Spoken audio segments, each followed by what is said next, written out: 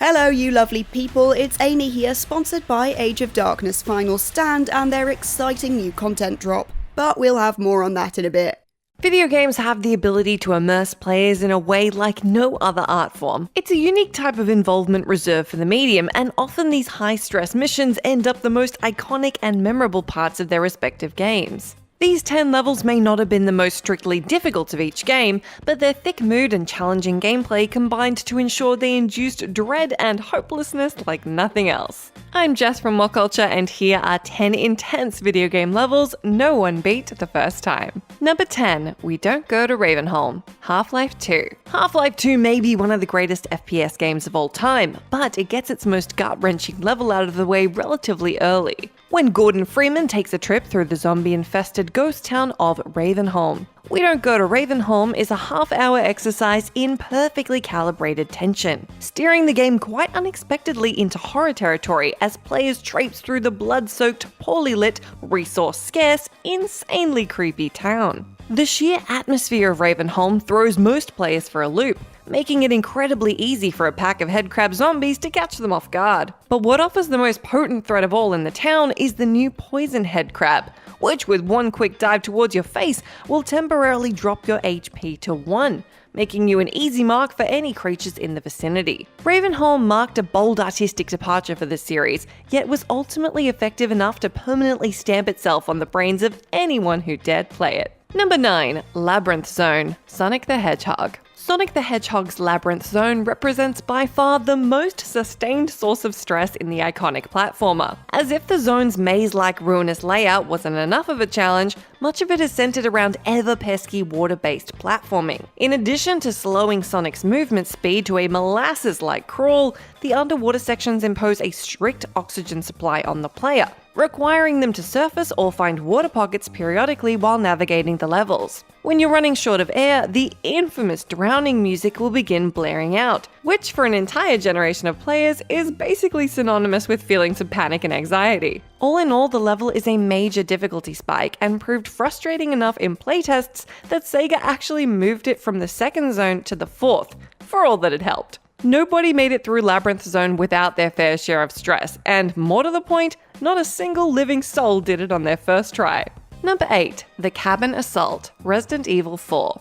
Resident Evil 4 is nothing if not a game that totally hurls players in at the deep end, giving them little time to acquaint themselves with the series' fluid new combat system, before the chainsaw-toting maniacs show up to make off with their head. But the most nerve-wracking level in the game's opening village section is surely Chapter 2-2, which culminates in a deeply stressful standoff inside a cabin, as Leon and his pal Luis Serra attempt to fend off a seemingly never-ending horde of ganados. The level ingeniously boxes players into a confined environment and forces them to adapt, utilizing everything in their arsenal to keep the invaders at bay. It is by far the most overwhelming part of the game up to this point, throwing an almost insurmountable number of enemies at the player, requiring them to be quick-thinking and fast on their feet. It's a stressful and challenging skill check, albeit one which, with its array of options available to the player, never feels cheap or excessively punishing. Right then, earlier I told you that today we'd partnered with Age of Darkness Final Stand and their brand new content. It's a game we recently played here on WhatCulture Gaming and really enjoyed, despite this happening repeatedly. Oh no, no, no, no!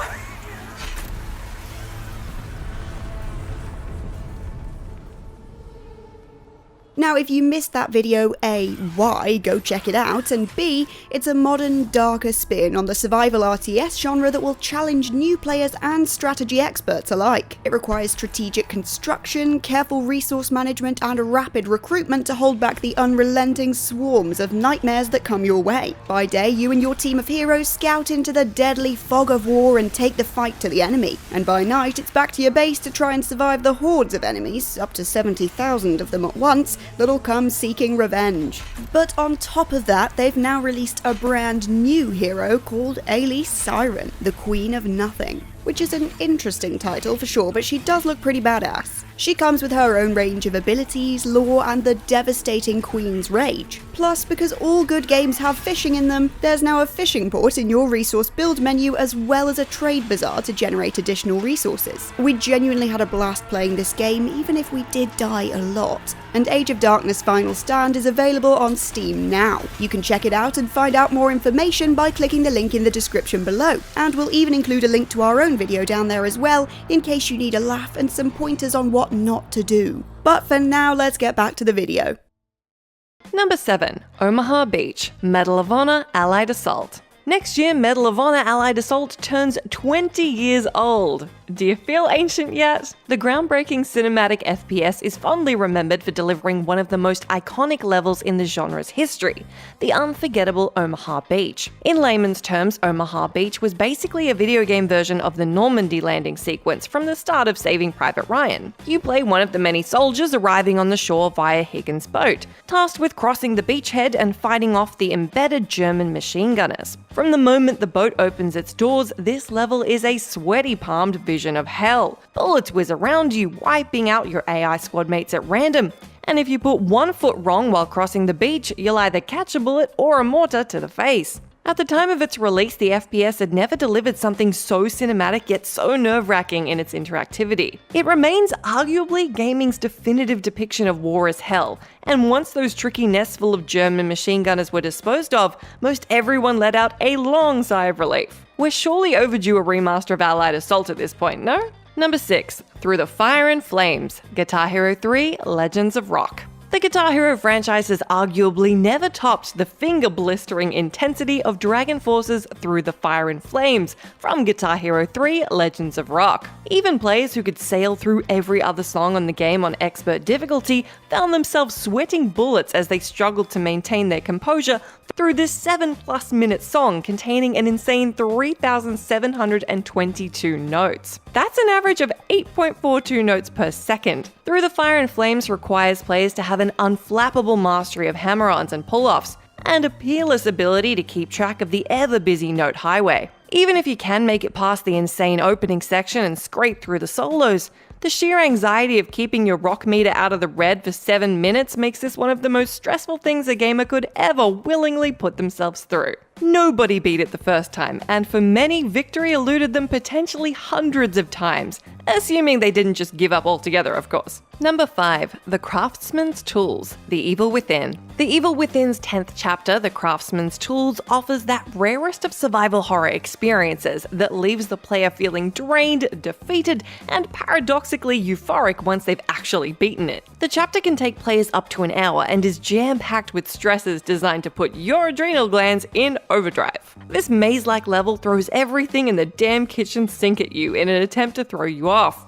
Sneaky elaborate traps, hosts of the haunted to evade, a couple of mini-bosses, and finally 2 legit bosses, Laura the spider-like monstrosity who harasses the player throughout, and the hideous Amalgam Alpha. This chapter demands an awful lot of the player in terms of crowd control and situational awareness, such that nobody could be blamed for taking a mid-chapter break for, say, a week. Number 4. 3-Leaf Clover, Grand Theft Auto 4. Though there certainly have been tougher and more infuriating levels throughout the Grand Theft Auto franchise, GTA 4's 3-Leaf Clover is unique in how brilliantly it captures the pulsing intensity of its obvious cinematic inspiration, Michael Mann's 1995 crime thriller masterpiece, Heat. The 20-minute heist mission tasks players with pulling off a daring bank robbery, and then escaping from the cops in one piece. It is a marvel of anxious energy, and though many understandably complain about the game's lack of mid-mission checkpoints, it did nevertheless help replicate the stress of pulling off an actual bank heist.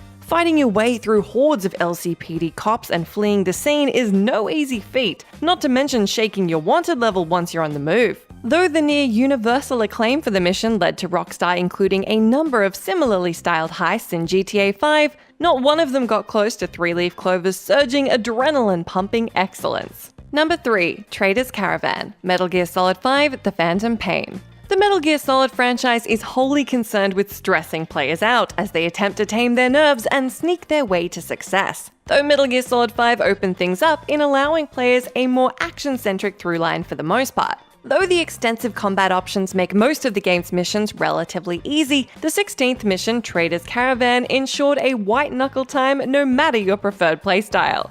The mission requires players to identify and extract a transport truck. But as soon as they make a move on the vehicle, the balls-tough skulls show up and throw a spanner in the works. If you don't have your Fulton leveled up sufficiently, you won't be able to extract the truck the easy way, and you'll need to literally drive the damn thing out of Dodge. But as the skulls will destroy the truck the first chance they get, you need to engage them directly first, which is itself a test in how ably you can keep your cool. Though Kojima does give you myriad combat possibilities to distract and deal with the skulls, this is one of those levels that keeps your stress levels spiking all the way until you reach the post-mission debrief.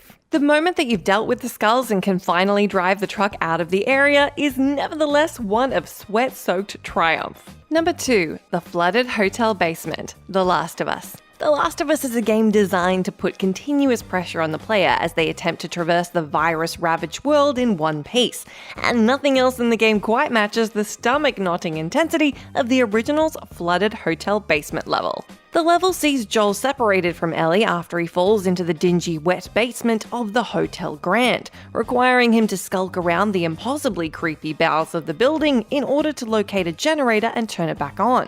The 20-minute sequence is a maze of bleak, dark hallways you need to navigate in order to collect a keycard and switch the generator on, the latter action causing a fleet of clickers to zero in on your position, as well as a terrifyingly tough bloater. Getting back to relative safety is incredibly tricky, and even on top of the difficulty, it's an extremely unnerving experience from top to bottom. Needless to say, everybody needed a break once they made it through this damn section. Number 1. The High Road, Crash Bandicoot. Crash Bandicoot may not be a scary game, but it demands no less patience and sweat from players. Though debates continue to rage about which of the series' levels is the hardest, the most downright stressful is surely the original Crash Bandicoot's The High Road. While hardly an overlong slog like some of the game's later levels, it demands pitch-perfect maneuvering from players as they navigate a series of rickety rope bridges, complete with loose panels, one-hit kill hogs, spiked turtles, and ice which can cause you to lose all sense of momentum. Now, nobody is expected to beat the High Road on their first try,